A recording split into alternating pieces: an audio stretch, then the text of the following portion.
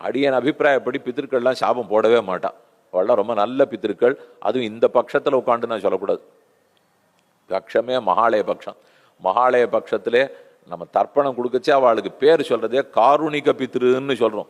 கருணையே உருவான பித்திருக்கள்னால் அந்தந்த குழந்தைய அப்பா அம்மா கூட அடிப்பா. வேலை பளு, ஒரே சேட்டை பண்றது, தொந்தரவு பண்றதுன்னா முதுகுல ஒன்று வெயின்வா. தாத்தா பாட்டி என்னைக்கான முதுகுல வச்சு பார்த்துருக்கீங்களோ? அவளுக்கு அது பிடிக்கவே பிடிக்காது.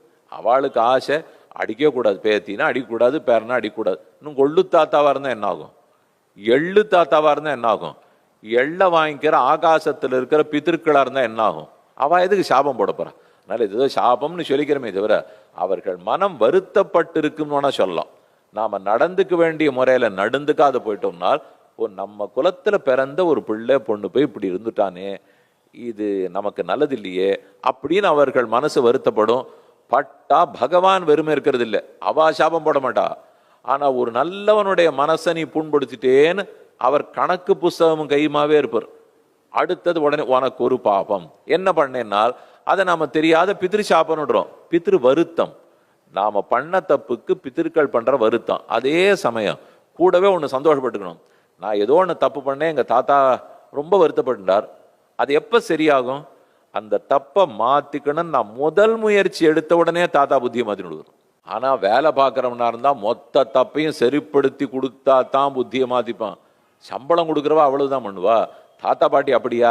அதனால பித்திருக்களே கூட ஒரு துளி ஆமாம்பா தப்பா போச்சு மாத்திக்கிறேன், க்ஷாமியஸ்யஹோ தத் அபிசந்தி விராம மாத்திராதுன்னு கூறத்தாழ்வான் சாதிக்கிறார்.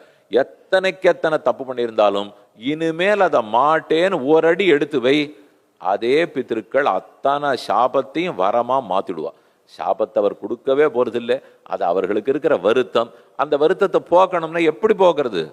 இனிமே நல்லவனா இருந்தான் போக்க முடியும். நேற்று வரைக்கும் என்ன நடந்ததுங்கிறது என் கையில் இல்லை. நாளிலேருந்து இன்னைக்கு ராத்திரியிலேருந்து ஒழுங்கானவனா இருக்க முடியுமா? அதனாலதான் யோகமய சமத்துவம். எல்லாரையும் சமமா பார்க்க தெரிந்து கொள்ள வேண்டும். அப்படி பார்க்கறதுக்கு முயற்சி தான் எடுக்கலாம். முயற்சிக்கு பித்திருக்களும் அனுகிரகிப்பா, தேவர்களும் அனுகிரகிப்பார்கள், பகவானே அனுகிரகிக்கிறான்.